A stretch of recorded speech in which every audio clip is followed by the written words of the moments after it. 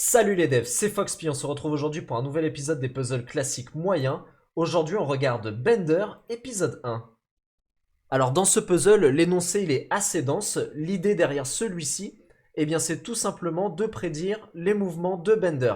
Donc Bender il a un certain comportement qui a été programmé, et on va devoir anticiper ses mouvements par rapport à ce comportement. Donc pour ça, il y a 9 règles qui régissent son comportement. La toute première, c'est que Bender part de l'endroit indiqué par le caractère arrobase. Si on regarde la carte de la ville ici, on peut constater que l'arrobase est ici. Donc au tout départ de notre programme, Bender devra partir de cet endroit-là. Deuxième règle, Bender termine son parcours et meurt lorsqu'il rejoint la cabine à suicide notée $. Alors on peut regarder ici, là la cabine à suicide elle est là, donc très bien, c'est là où doit se terminer le parcours de Bender. Troisième règle, les obstacles que Bender peut rencontrer sont représentés par un dièse ou un X. Donc on peut imaginer que ces obstacles-là, ici, on les voit, ils sont tout autour, il y a un X ici, et bien Bender, quand il va les rencontrer, il ne pourra pas les traverser. Bon. Quatrième règle, lorsque Bender rencontre un obstacle, il change de direction en utilisant les priorités suivantes, sud, est, nord et ouest. Il essaie donc d'abord d'aller au sud, s'il ne peut pas, il va à l'est, s'il ne peut toujours pas, il va au nord, et finalement, s'il ne peut toujours pas, il va à l'ouest. Donc là, on peut imaginer que quand Bender va rencontrer un mur, eh bien, il va chercher une autre case sur laquelle se déplacer, et cette case-là, il va la chercher dans cet ordre-là, donc il va d'abord regarder la case au sud, puis celle à l'est, puis celle au nord, puis celle à l'ouest, si celle précédemment n'était pas disponible, autrement dit, s'il y avait également un obstacle sur celle-ci. Bon, très bien. Cinquième règle, sur son chemin, Bender peut rencontrer des modificateurs de trajectoire qui vont lui faire changer instantanément de direction. Le modificateur S l'orientera désormais vers le sud, E vers l'est, N vers le nord et W vers l'ouest. Donc là, on en voit un ici sur l'exemple, il y a un N, donc si Bender était amené à tomber sur cette case, il irait directement au nord pour le coup suivant. Sixième règle, les inverseurs de circuit, I sur la carte, produisent un champ magnétique qui vont inverser les priorités de direction que Bender devrait choisir à la rencontre d'un obstacle. Les priorités deviendront ouest, nord, est, sud. Si Bender retourne sur un inverseur I, les priorités repassent à leur état d'origine. Donc on a vu à la règle 4 que les priorités étaient sud, est, nord et ouest, et si jamais il tombe sur une case I, il faudra modifier ces priorités qui deviendront ouest, nord, est, sud. Donc là, avec cette règle-là, déjà on peut peut-être imaginer une classe Bender, et puis dans cette classe Bender, on pourrait avoir un état dans lequel le champ magnétique a inversé les circuits de Bender ou non. Autrement dit, on aura un état normal et un état inversé. Donc très bien, hein, souvenons-nous de ça et gardons-le en mémoire. Septième règle. Bender peut aussi trouver quelques bières sur son parcours, donc ça sera un B sur la carte, qui vont lui donner de la force et le faire passer en mode casseur. Le mode casseur permet à Bender de détruire et de traverser automatiquement les obstacles représentés par le caractère X, uniquement les obstacles X. Lorsqu'un obstacle est détruit, il le reste définitivement et Bender conserve sa direction. Alors, ce qu'on va voir ici, si on peut le voir dans cet exemple, imaginons que Bender ici, il soit en mode casseur. Donc il démarre de l'arrobase, règle 1, et il descend. Donc il descend une fois vers le sud, il redescend vers le sud. Là, il y a un mur, mais il est en mode casseur. Donc ce mur-là, tac, il va le péter et il va pouvoir se retrouver sur cette case. À ce moment-là, sa direction sera stoppée. Il regardera les priorités de direction qui sont données dans la règle 4 et puis il se déplacera suivant la direction libre qui arrive en premier, suivant les priorités. Donc on commence déjà un petit peu à voir comment va se comporter Bender. On peut déjà un petit peu imaginer le programme, mais il faut garder toutes les règles en tête. C'est pas forcément super simple à coder de base, donc il faut juste avoir une vue globale. Donc ici, si Bender est en mode casseur et qu'il passe à nouveau sur une bière, il perd aussitôt son mode casseur. Donc on imagine qu'il passe une première fois sur un B et il passe en mode casseur, et quand il repasse dessus, ou sur un autre B sur la carte, alors il repasse en mode normal. Donc là on peut imaginer un autre état de Bender. Bender, il pourrait avoir un état normal ou un état casseur. Donc ça peut être une propriété dans la classe Bender que l'on pourra instaurer. Donc on peut déjà la pressentir, on peut déjà imaginer un petit peu le code à partir de cette règle 7. Règle numéro 8. On a deux téléporteurs T qui peuvent être présents dans la ville. Si Bender passe sur un téléporteur, il est automatiquement téléporté à la position de l'autre téléporteur et il conserve ses propriétés de direction et de mode casseur. Ce qu'il faut comprendre derrière cette règle. Imaginons que Bender descend tac vers le sud, tac tac tac, il tombe sur un téléporteur et il est téléporté à un autre endroit. Si la direction dans laquelle il progressait était le sud, eh bien ça restera le sud, donc après s'être téléporté, il continuera d'essayer d'aller vers le sud. Donc ça c'est très important, on peut imaginer un attribut dans la classe Bender qui va garder en mémoire la direction dans laquelle se dirige Bender. Neuvième et dernière règle, finalement les caractères espaces représentent les zones vides de la carte, aucun comportement particulier autre que ceux spécifiés précédemment. Donc là, juste ce que ça veut nous dire, c'est que si Bender est en train de se déplacer dans une direction, par exemple vers le nord, eh bien le fait de tomber sur une case vide, il ne changera pas sa direction, il continuera d'aller vers le nord. Donc ensuite, on a le petit exemple ici, puis là il y a les entrées qui sont données. Donc en entrée, on a le nombre de lignes L et le nombre de colonnes C. Donc ça constitue notre carte. L et C, ils sont ici dans le code. Et enfin, une ligne de longueur C représentant une ligne de la carte. Donc ici, ça va être notre ligne row ici. Donc un exemple, une row, ça va être ça, puis ça va être ça, puis ça va être ça, etc. Et c'est grâce à cette boucle for qu'on va pouvoir instancier nos lignes. Donc, quelles sont les conditions de sortie? Si Bender peut rejoindre le dollar, donc la cabine à suicide, on va afficher la succession des mouvements. Un mouvement par ligne, south pour le sud, est pour l'est, north pour le nord et west pour l'ouest. Si Bender ne peut pas rejoindre dollar, alors affichez seulement loop. Cette sortie, enfin ces informations sont très importantes parce qu'elles nous disent qu'on ne va pas afficher directement les déplacements de Bender. On va d'abord devoir les anticiper et si jamais il tourne en rond, on affichera loop. Sinon, on affichera tous les mouvements qu'il a effectués. Donc au fur et à mesure de notre programme, quand on va calculer les différents mouvements de Bender, il ne faudra pas afficher tout de suite les directions dans lesquelles il se déplace. Il faudra d'abord vérifier qu'il peut bien rejoindre la cabine à suicide. Donc ici, il y a un petit exemple qui est donné. Donc là, en sortie, voilà ce qui est attendu, c'est-à-dire qu'il a pu rejoindre la cabine à suicide et voilà toutes les directions qu'a emprunté Bender au fur et à mesure. Bien, maintenant qu'on sait tout ça, on va réfléchir un petit peu à la manière dont on va penser le code. Pour bien percevoir un petit peu ce que l'on va devoir coder, j'ai préparé un petit exemple et on va faire une simulation des déplacements de Bender. Ça va nous permettre déjà peut-être de mettre en avant quelques problématiques que l'on pourrait rencontrer. Donc Bender, il démarre sur l'arrobase. Il a une position initiale. Là, l'idée dans l'algorithme, ça serait de regarder la case suivante. Alors, on sait dans l'énoncé, d'après une règle, que quand Bender démarre, il se dirige toujours vers le sud. Donc là, ça sera la première chose à penser. Il démarre, il va vers le sud. Donc on peut imaginer la classe Bender avec un attribut heading to pour savoir où il va. Et dès le départ, quand ça serait instancié, ça serait vers le sud. Donc là, on vérifie si cette case est libre. Cette case est libre, donc on peut déplacer Bender. On vérifie si cette case est libre. Là, cette case est libre, on peut déplacer Bender. On vérifie si cette case est libre. Elle est libre, on peut déplacer Bender. On vérifie si cette case est libre. Ah, elle n'est pas libre, c'est un X. Alors, il y a un cas dans lequel le X peut être traversé, c'est quand Bender est en mode casseur. Là, pour le moment, notre Bender, il n'est pas en mode casseur, donc il va regarder autour de lui pour voir où se déplacer. Son sens de priorité qui est donné à la règle 4, c'est sud, est, nord, ouest. Donc là, ici, il va regarder à l'est. Ah, la case est vide, il pourra y aller. Là, il va regarder à la case à l'est, donc à sa droite. Bon, elle n'est pas vide, il y a un B, mais du coup, il peut y aller. Donc il y va, et là, hop, il tombe sur cette case, il passe en mode casseur. Donc là, on pourrait imaginer un attribut, du coup, avec l'état de Bender, et cet état serait modifié, il passe en mode casseur. Il regarde ses priorités puisqu'il y a un mur ici et qu'il allait vers l'est. Ah, le sud, la case est libre, il descend. Là, au sud, il y a encore un mur, il ne peut pas se déplacer, donc il ne descend pas. Il regarde la deuxième direction. Ah, c'est l'est. Il ne peut pas. Il regarde au nord. Là, il peut remonter. Il repasse sur la bière et il n'est plus en mode casseur. Donc là, il allait vers le nord, donc tac, il remonte, il remonte, il remonte. Et là, on a les priorités de direction sud, donc tac, tac, tac, tac. Là, il est bloqué, on regarde les priorités de direction, donc sud, il peut pas y aller, est non plus, nord, A. Et là, on constate qu'il est dans une boucle infinie, donc là, il faudrait afficher loop. Alors, c'est l'une des difficultés de cet exercice, c'est la manière de définir quand Bender est dans une boucle ou non. Est-ce que c'est quand il passe 2 fois sur la même case?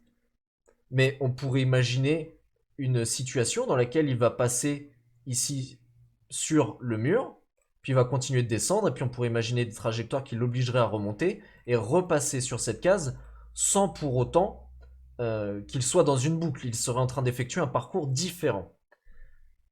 Alors, ici, j'ai pas véritablement de solution. Enfin, j'en ai une, mais elle n'est pas.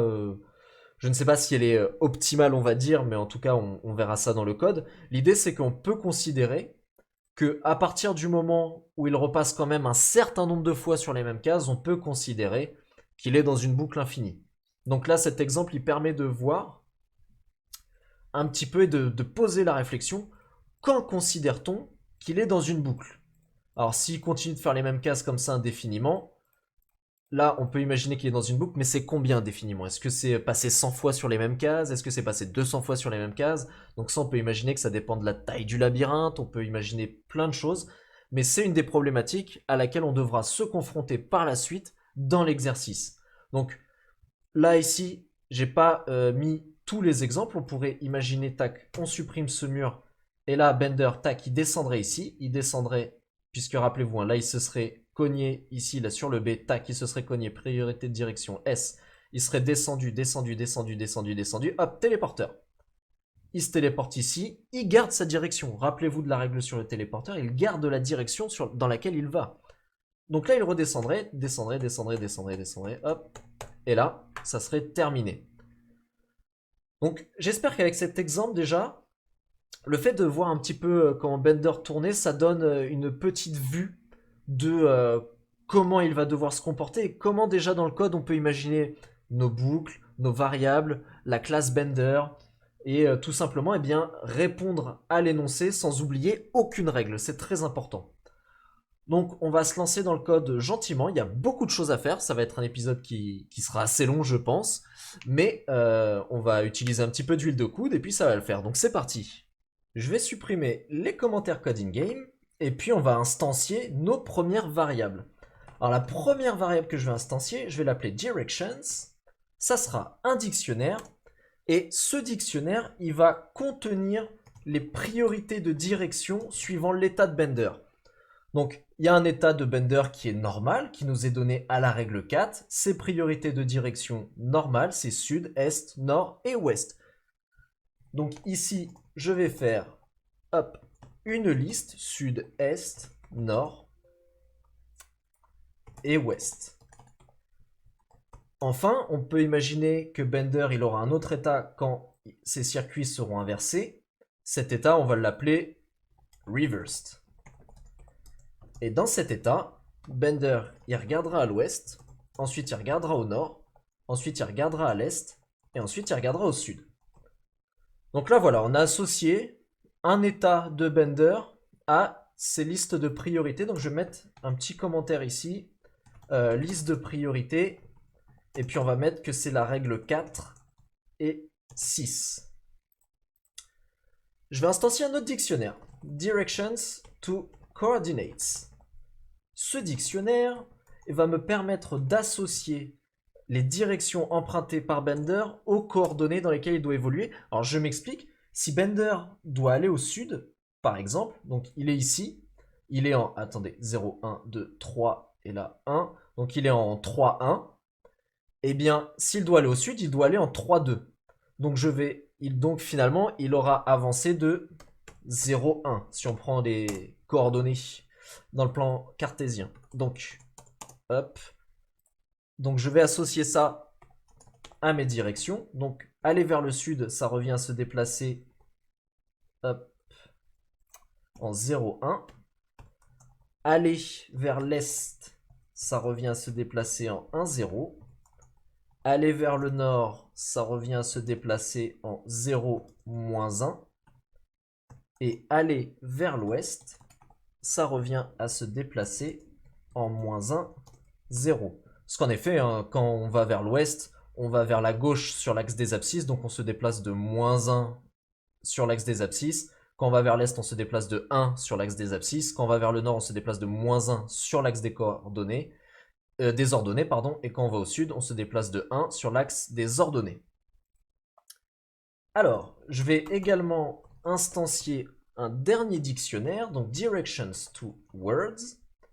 Ce dictionnaire me permettra dans le print à la fin d'associer les directions aux mots qu'il faut afficher, puisqu'ici on n'affiche pas dans S, E, N ou W, on affiche le mot en entier. Donc ici je vais associer S à South, je vais associer Nord à North, je vais associer Est à East, et je vais associer West à West, enfin W à West. Voilà.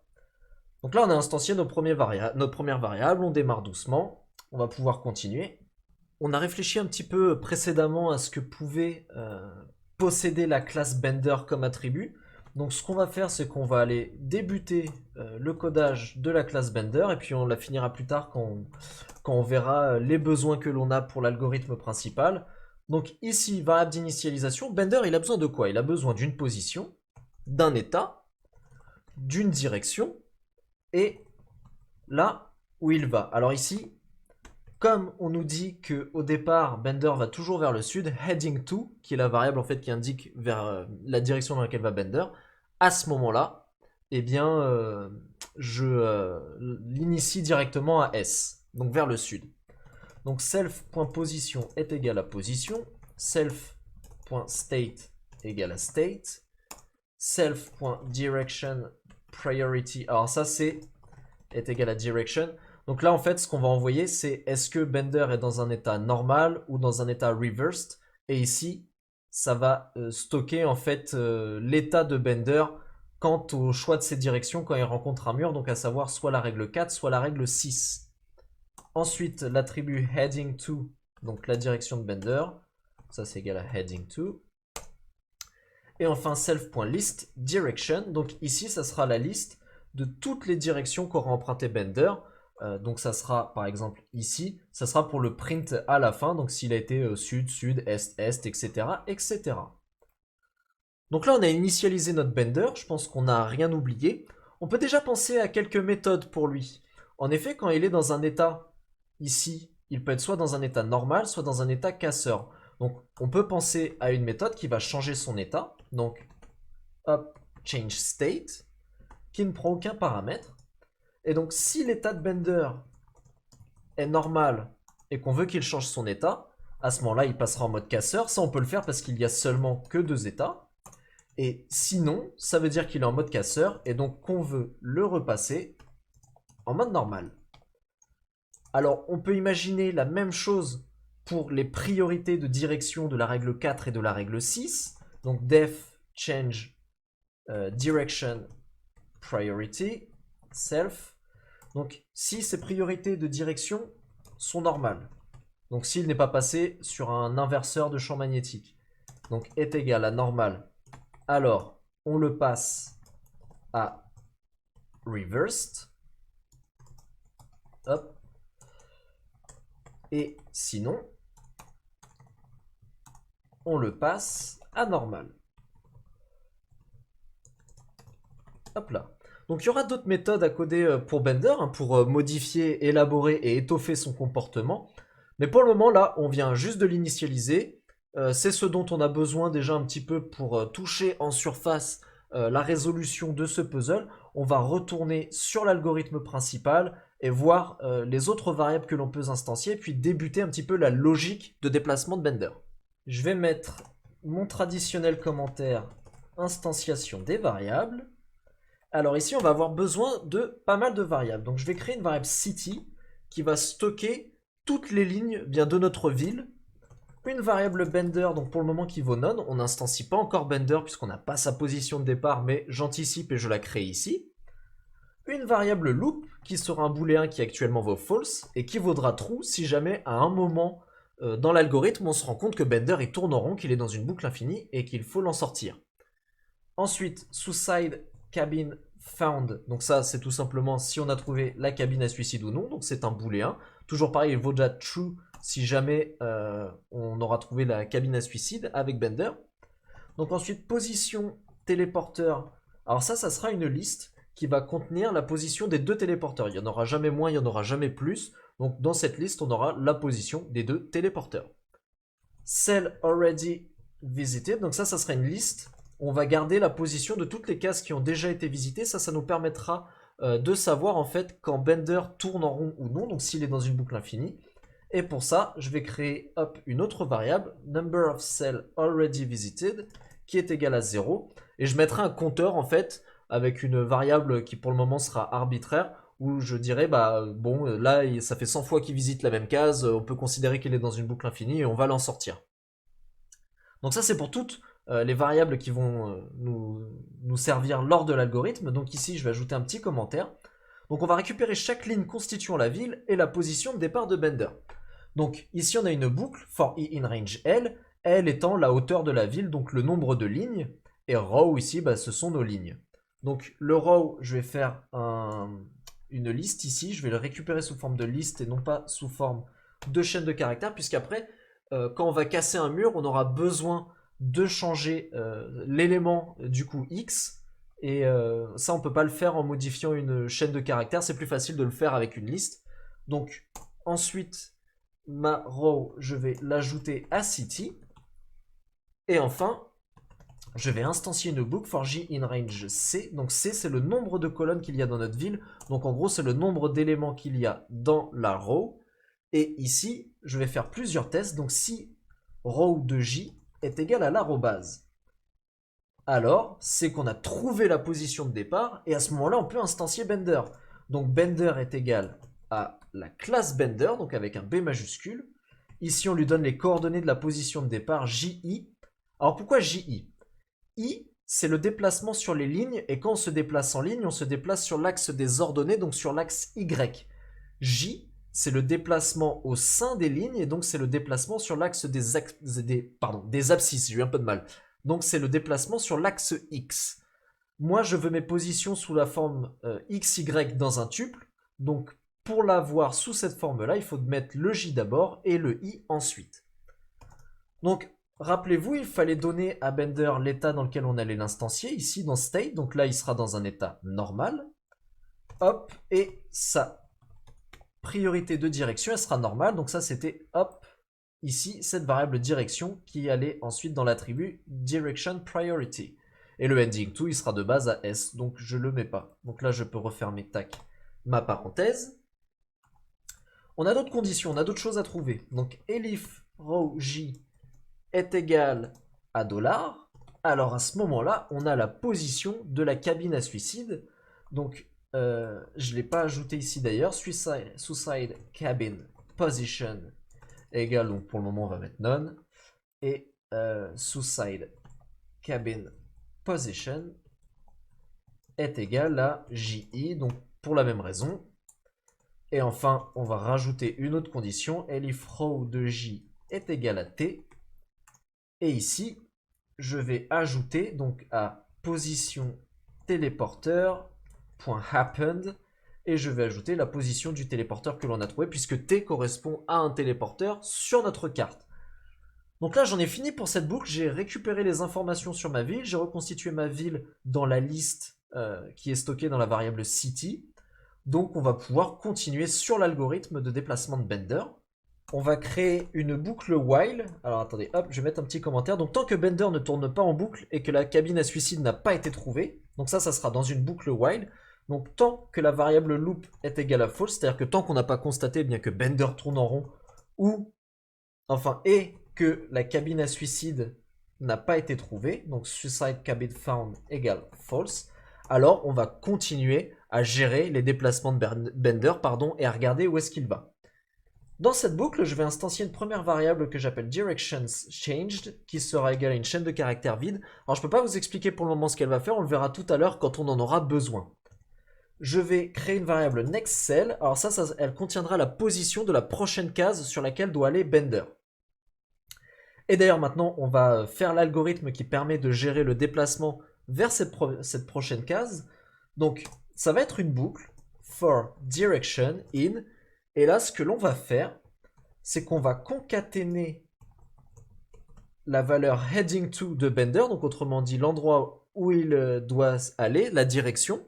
Donc si c'est S, ça sera un S dans une liste. J'ai rajouté des crochets ici. Et on va concaténer cette liste à un seul élément avec directions de bender.direction priority. Hop, et je referme ici, double point. Alors j'explique. Directions, c'est mon dictionnaire qui associe un état de bender à la liste des directions qu'il doit consulter dans un certain ordre. Quand je lui envoie en paramètre bender.direction_priority, direction priority, c'est l'état de bender. Donc si bender est dans un état normal, direction priority sera une chaîne de caractères qui contiendra normal, et donc dans le dictionnaire directions, on va aller chercher la liste à la clé normale. Donc ça nous renverra cette liste-là. Si direction priority valait reversed, alors à ce moment-là, on aurait pris à la clé reversed la liste de priorité de direction, donc ouest, nord, est et sud. Et donc cette liste-là, on la concatène à la liste bender.heading2. Alors certes, on va avoir une direction qui va s'y retrouver deux fois, mais c'était la seule solution que j'ai trouvée pour ne pas avoir à faire de fonction de récurrence. Donc on va se retrouver une liste avec 5 éléments, la direction dans laquelle va déjà bender, plus les 4 directions qui sont dans la liste des priorités de direction suivant l'état de bender. Donc, maintenant que ça c'est fait, on va vouloir récupérer la position de la prochaine case. Mais la prochaine case, on ne peut pas récupérer n'importe quelle position, puisqu'il y a des cases tout simplement qui sont des obstacles. Donc c'est là qu'on va avoir besoin de retourner sur la classe Bender, car on va lui créer une méthode find where to head qui va nous permettre de déterminer où est-ce qu'il doit aller. Et donc on va lui envoyer directions to coordinates, la direction et city. Donc city, c'est la liste de row, donc c'est la ville. Direction ici, c'est la direction là, donc quand on parcourt la liste de directions. Et directions to coordinates, ici ça permet de faire l'association entre une direction et les coordonnées, on va dire, de la case suivante du déplacement pour aller à la case suivante. Donc ce que l'on veut avec cette méthode, c'est on envoie une direction, on regarde si cette case est libre, si elle est libre on y va, si elle n'est pas libre, eh bien on cherche dans une autre direction une case libre. Donc on va pouvoir remonter sur Bender et coder cette méthode maintenant qu'on sait le comportement qu'on veut lui donner. Donc def find where to head.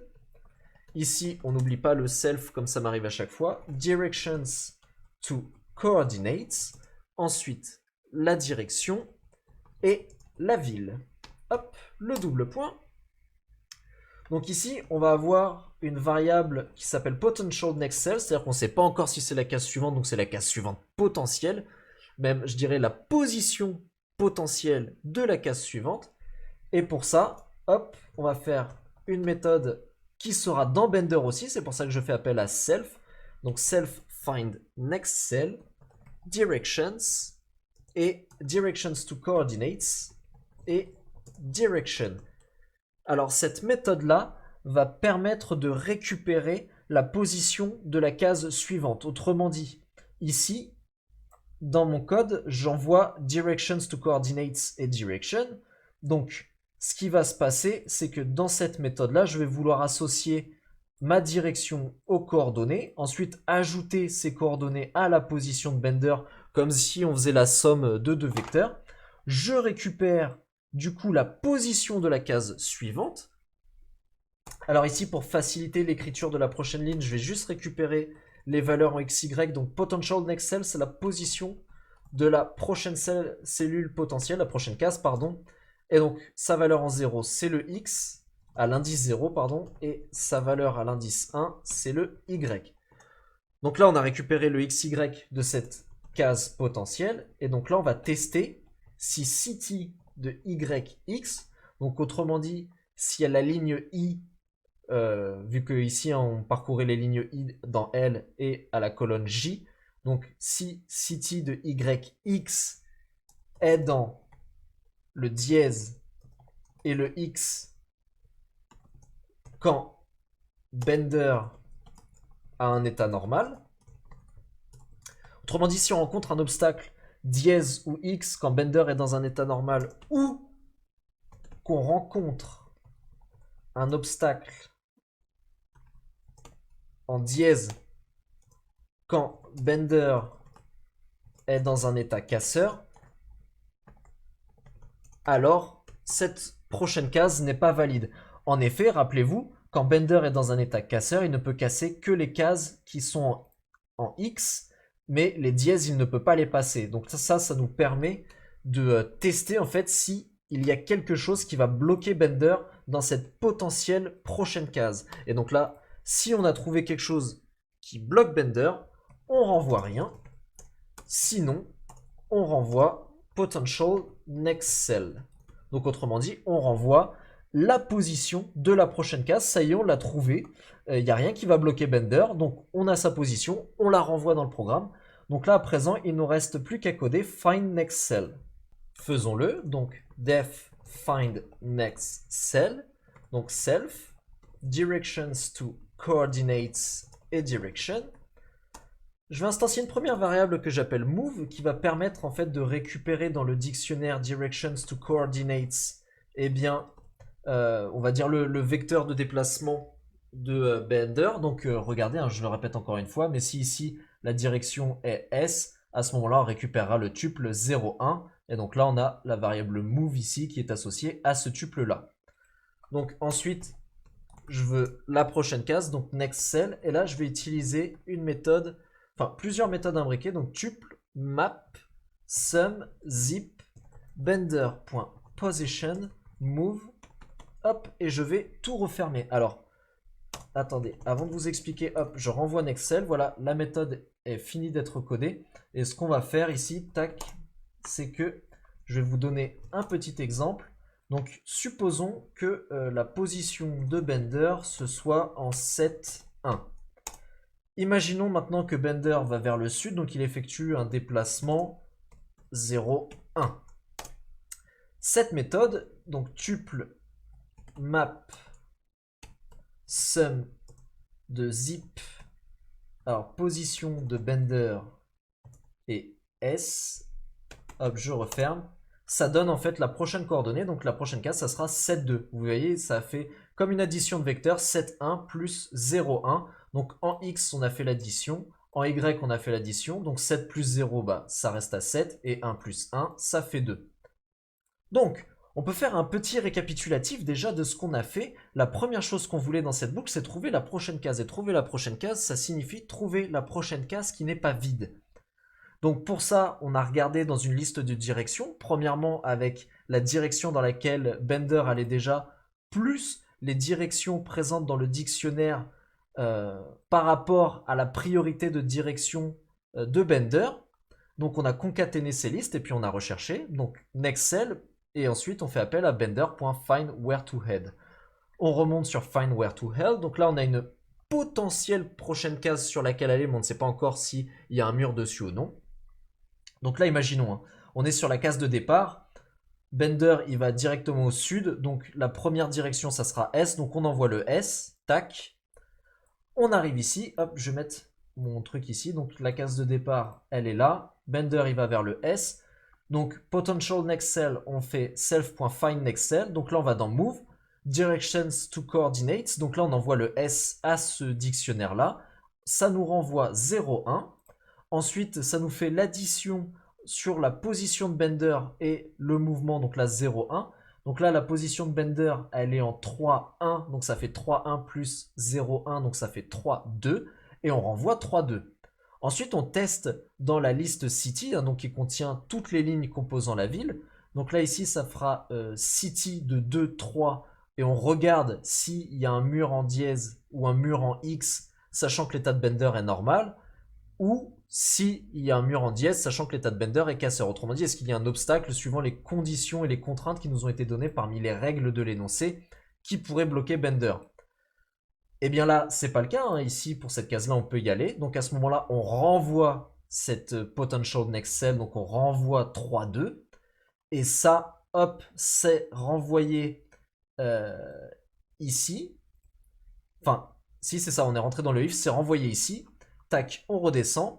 Là, c'est renvoyé ici. Et donc, on va pouvoir coder la suite des conditions. Donc, si next cell is not none, alors on peut sortir de cette boucle, on n'a pas besoin de voir les autres directions. Et sinon, eh ben, on va continuer à tourner dans la boucle jusqu'à trouver une direction dans laquelle Bender peut aller. Avant d'en finir avec cette boucle for, il nous reste une dernière chose, c'est qu'il faut changer la direction dans laquelle Bender se dirige. Donc Bender.heading2 est égal à direction, c'est-à-dire qu'on a trouvé une direction dans laquelle Bender peut aller. Donc on a cette nouvelle case hein, sur laquelle Bender va pouvoir aller. On va récupérer ses coordonnées en X et en Y. Donc ça sera next cell de 0 et next cell de 1. Et donc maintenant, il va falloir regarder un petit peu bien sur la case sur laquelle Bender va atterrir, qu'est-ce qu'il y a? Est-ce qu'il y a une bière? Est-ce qu'il y a un modificateur de trajectoire? Donc on va s'intéresser à ça. Donc tout d'abord, premier commentaire, donc si Bender tombe sur un modificateur de trajectoire, donc à savoir hein, le caractère S, le caractère N, le caractère E ou le caractère W. Donc si CT de YX, hein, qui sont les coordonnées de la prochaine case sur laquelle Bender doit aller, donc c'est in directions to coordinates.keys.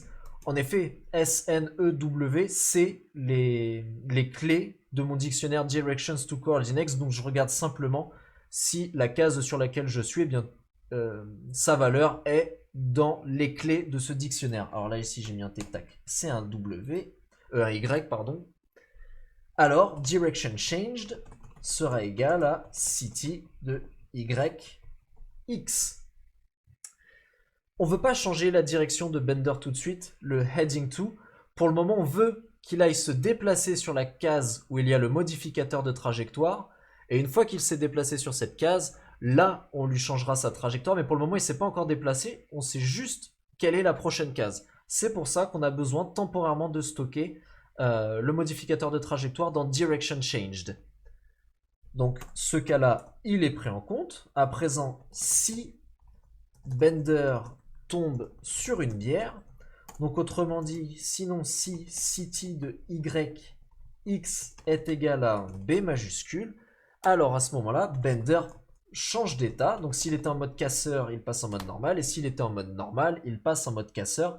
Hein, rappelez-vous la méthode changeState, elle est ici, hein, donc if self.state égale normal, hop, ça passe à casseur, sinon ça passe à normal. Donc le cas de la bière, c'est géré. Alors, il nous reste quoi à gérer? Il nous reste l'inverseur de champ magnétique. Donc, si Bender tombe sur un inverseur de champ magnétique, tac, donc elif city de YX est égal à un I majuscule, alors à ce moment-là, Bender.change direction priority.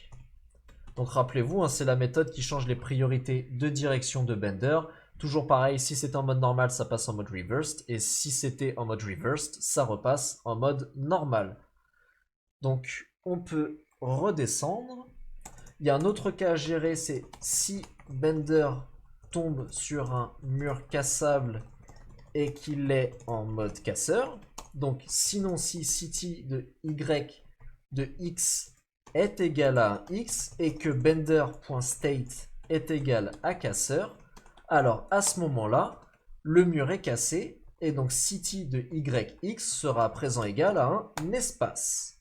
On doit encore gérer nos téléporteurs. Donc si Bender tombe sur un téléporteur, donc elif city de YX est égal à un T majuscule, alors à ce moment-là, on va récupérer l'index dans la liste des positions des téléporteurs. Regardez, donc position téléporteur.index.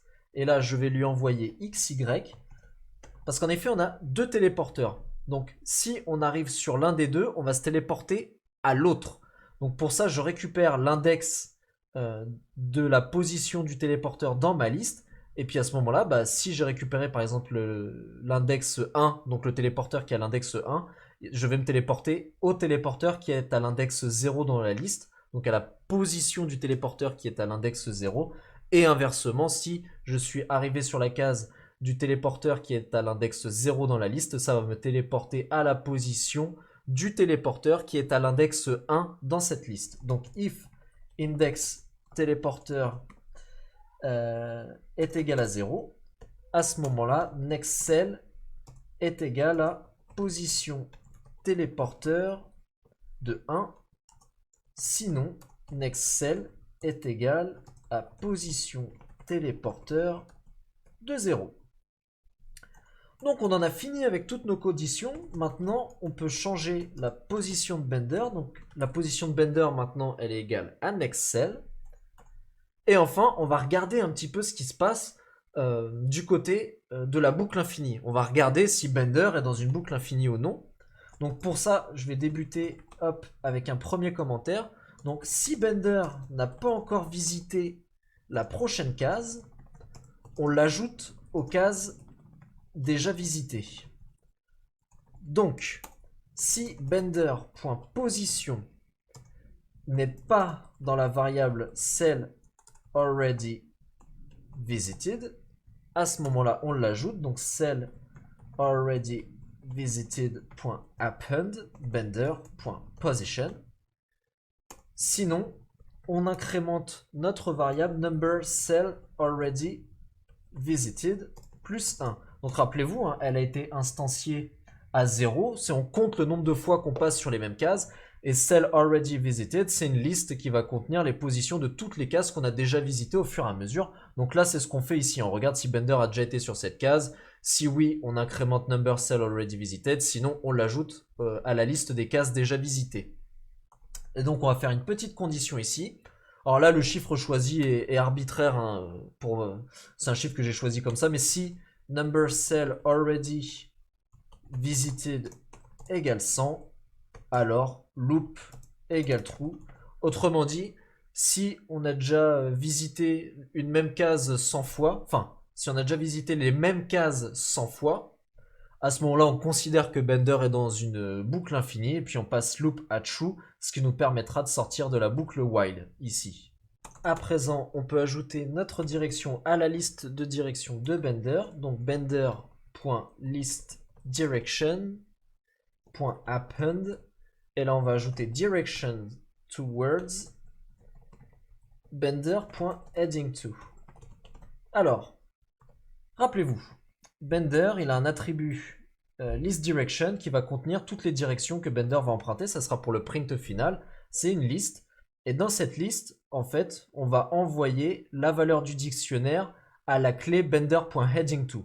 Donc si Bender, il est allé au sud, ça veut dire que heading2 égale S.